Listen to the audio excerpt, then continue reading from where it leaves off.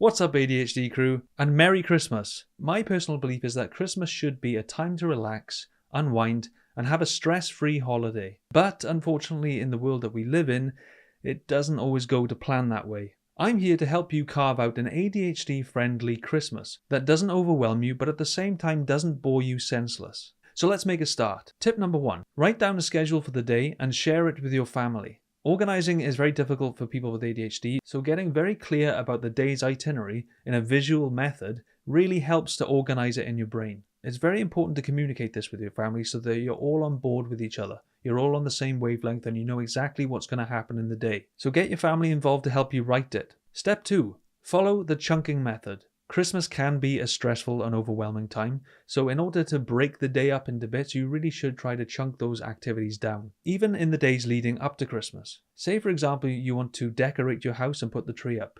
Instead of doing it all in one go and getting really stressed about it, try to take your time gradually to do these things. So it could be day 1, get the tree out. Day 2, decorate the tree. So it's about pacing yourself and easing your way into Christmas. That way it takes a lot of the burden off on the day and everything's out of the way because you've taken the time to pre-schedule these activities. Step 3. Use a digital calendar or a digital alarm system. These can be done on smartphones if you use your phone's app, and this would be handy to use to put in your Christmas schedule. If you put in each activity for the day and you set up alarms, you know exactly how the day is going to go, and it's also going to limit the time of each activity and you've got some order. Step 4. Keep it simple. Simple food, simple activities. Some people like to have a big song and dance when it comes to Christmas and all this food and all these activities, but it's really not necessary, and I think you can still have a very enjoyable Christmas with a much more simple approach. Step 5. Agree with your family to have a present limit and also a spending limit. People tend to be quite materialistic at Christmas, but it really adds up the problems and the stresses. So you're better off agreeing with your family in advance that we're only going to spend this much money this year, or we're only going to have one present each. This takes the strain and the stress off your shoulders and allows you to have a much easier time shopping, because that way you also don't have to worry about financial issues so much.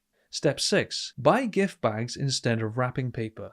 Now, I'm terrible at wrapping gifts, and I think for ADHD people it's probably quite a meticulous activity that requires a lot of focus. It can be quite a pain, it can be quite mentally draining. So to simplify things further, just get a nice luxurious looking gift bag. If you're an ADHD person, you likely procrastinate and you put things off. So this is why this method is ideal. If you're last minute gift wrapping on Christmas Eve, this can save you. Step 7. Get out in nature.